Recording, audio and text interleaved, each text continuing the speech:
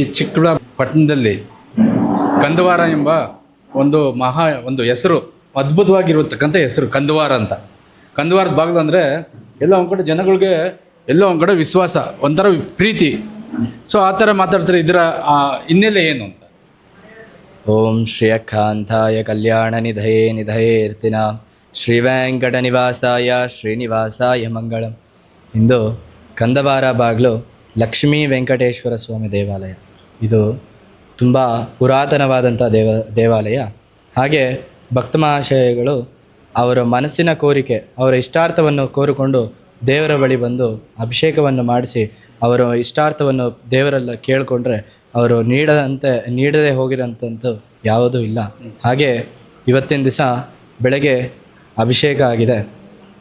ಆ ಅಭಿಷೇಕ ಸೇವಾಕರ್ತರು ಬಂದು ಗ್ರೇಟರ್ ಬೆಂಗಳೂರು ಚಾನಲ್ ಸಂಸ್ಥಾಪಕರಾದಂಥ ವೆಂಕಟೇಶ್ರವರು ಹಾಗೂ ಅವರ ಕುಟುಂಬದವರಾಗಿರ್ತಾರೆ. ಗ್ರೇಟರ್ ಬೆಂಗಳೂರು ಚಾನಲ್ ಸಂಸ್ಥಾಪಕರಾದ ವೆಂಕಟೇಶ್ವರವರಿಗೆ ಹುಟ್ಟುಹಬ್ಬದ ಶುಭಾಶಯಗಳು. ಆ ಹುಟ್ಟುಹಬ್ಬದ ಪ್ರಯುಕ್ತ ಸ್ವಾಮಿಯವರಿಗೆ ಅವರು ಕುಟುಂಬದ ಸಮೇತ ಬಂದು ಬೆಳಗ್ಗೆ ಅಭಿಷೇಕವನ್ನು ನಡೆಸಿಕೊಟ್ಟಿದ್ದಾರೆ. ಹಾಗೆ ಇಲ್ಲಿ ವೃದ್ಧಾಶ್ರಮ ಅನ್ನೋದು ಒಂದಿದೆ. ಆ ವೃದ್ಧಾಶ್ರಮಕ್ಕೆ ಎಲ್ಲರಿಗೂ ಇರೋಂಥ ವೃದ್ಧಾಶ್ರಮದ ಜನರಿಗೆಲ್ಲರಿಗೂ ಒಂದು ಸ್ವಾಮಿ ಪ್ರಸಾದವನ್ನು ತಲುಪಬೇಕಂತ ಹೇಳಿ ವೆಂಕಟೇಶ್ ಸರ್ ಅವರು ಪುಳಿಯೋಗರೆ ಹಾಗೂ ಮೊಸರನ್ನ ಹಾಗೂ ಲಾಡುವನ್ನು ಅವರಿಗೆ ತಲುಪಿಸಿಕೊಟ್ಟಿದ್ದಾರೆ. ಅವರಿಗೆ ಶುಭವಾಗಲಿ.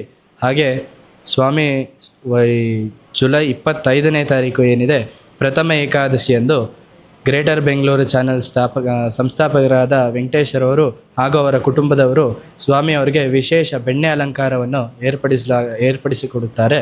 ಹಾಗೆ ಭಕ್ತ ಮಹಾಶನಿಯರಲ್ಲಿ ಕೋರಿಕೆ ಏನಂದರೆ, ಜುಲೈ 25ನೇ ತಾರೀಕು ಪ್ರಥಮ ಏಕಾದಶಿಯಂದು ಭಕ್ತ ಮಹಾಶನಿಗಳು ಎಲ್ಲ ಕಡೆಯಿಂದ, ಬೆಂಗಳೂರು ಆಗ್ಬೋದು, ಇಲ್ಲ ಇತರೆ ಊರುಗಳಿಂದ ಆಗ್ಬೋದು, ಸ್ವಾಮಿಯ ದರ್ಶನ ತಗೊಂಡು ಕಂದವಾರ ಬಾಗಿಲು ವೆಂಕಟೇಶ್ವರ ಸ್ವಾಮಿ ದೇವಾಲಯಕ್ಕೆ ಬಂದು ಸ್ವಾಮಿಯ ದರ್ಶನವನ್ನು ಪಡೆದು ಪಾವನರಾಗಬೇಕೆಂದು ವಿನಂತಿಸುತ್ತೇವೆ.